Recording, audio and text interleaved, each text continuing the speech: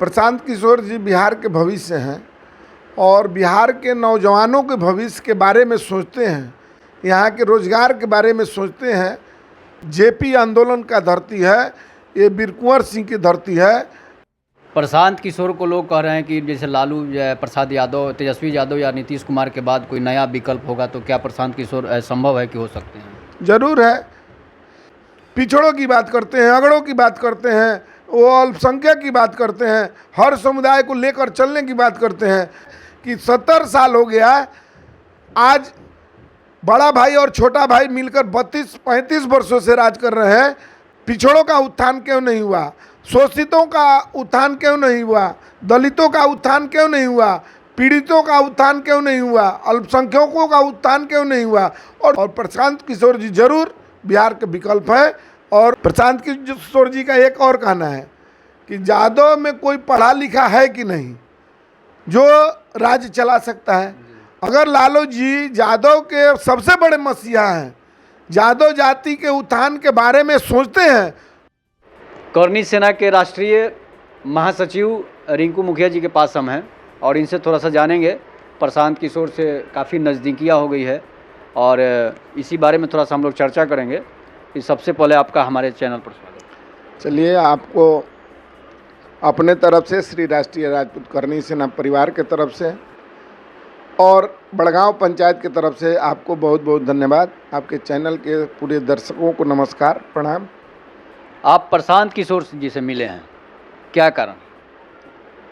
प्रशांत किशोर जी से मिले हैं, कारण अभी आपसे तो उतना नहीं हम बता पाएंगे, लेकिन हम प्रशांत किशोर जी बिहार के भविष्य हैं और बिहार के नौजवानों के भविष्य के बारे में सोचते हैं, यहाँ के रोजगार के बारे में सोचते हैं।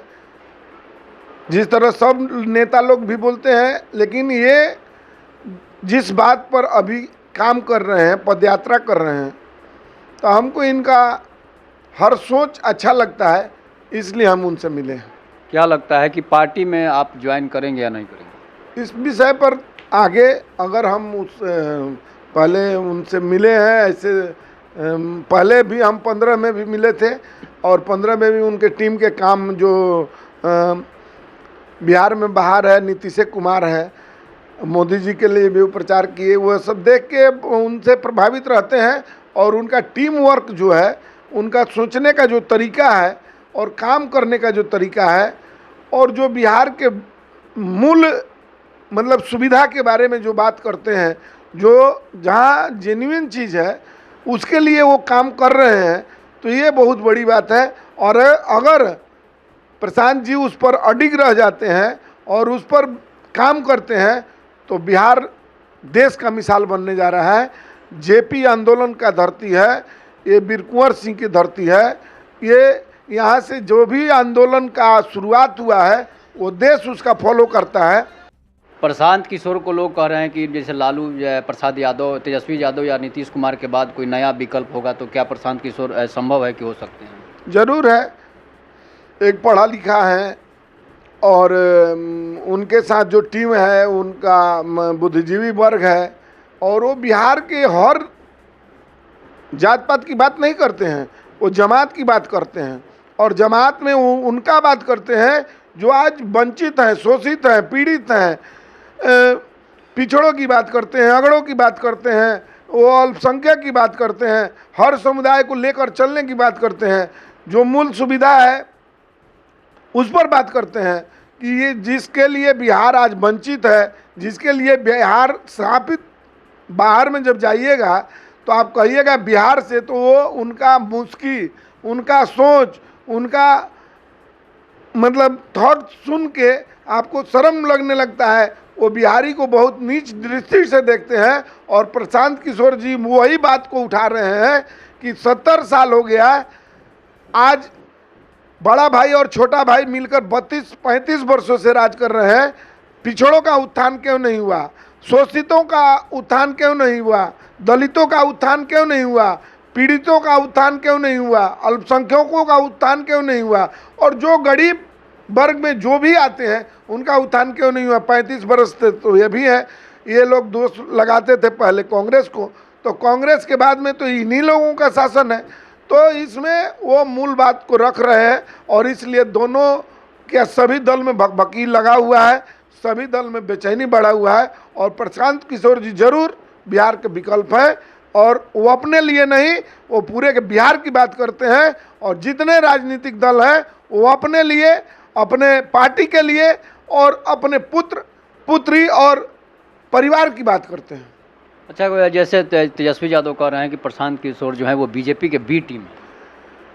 तेजस्वी यादव जी में कह रहे हैं तो उनको तो वो मतलब जैसे पहले राजे महाराजे को मिलते थे, राज परिवार के ही लड़के राज देखेंगे, तो वही है, लालू जी के पुत्र हैं और वो उनके पुत्र के कारण ही उनको कोई आज मुख्यमंत्री या मुख्यमंत्री का भी सपना देख रहे हैं। अगर जो प्रशांत जी उनके बात को, उनके दुखती हुई नब को पकड़ लिए हैं, इसलिए ऐसी बात को बोलते हैं, क्योंकि नवी यादव ही में करना है तो प्रशांत किशोर जी का एक और कहना है कि यादव में कोई पढ़ा लिखा है कि नहीं जो राज्य चला सकता है।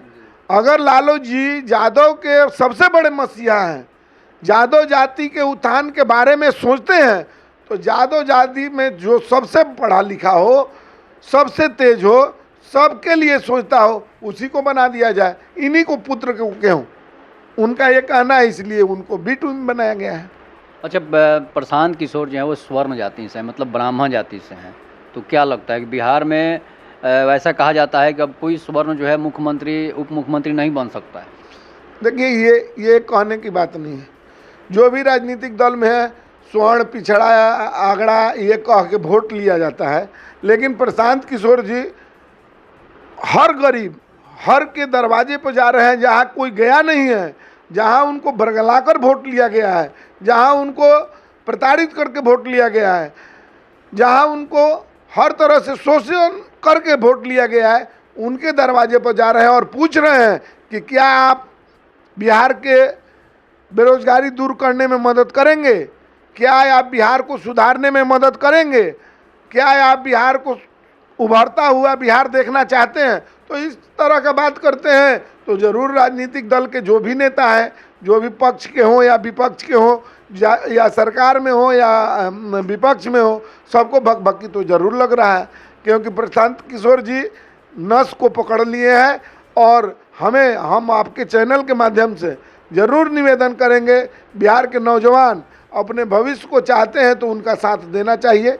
अगर इस बात पर अडिग है तो कि बिहार को हम सुधारने का काम करेंगे, अगर इस काम के लिए प्रशांत जी अपना सब कुछ छोड़कर लगे हुए हैं, तो हम लोग को अभी फर्ज बनता है, हमारे नौजवानों का भविष्य की बात है, हमारे बाल बच्चों की भविष्य की बात है, उसमें सबके लिए बात कर रहे हैं, तो हम लोग को भी उनका साथ देना चाहिए।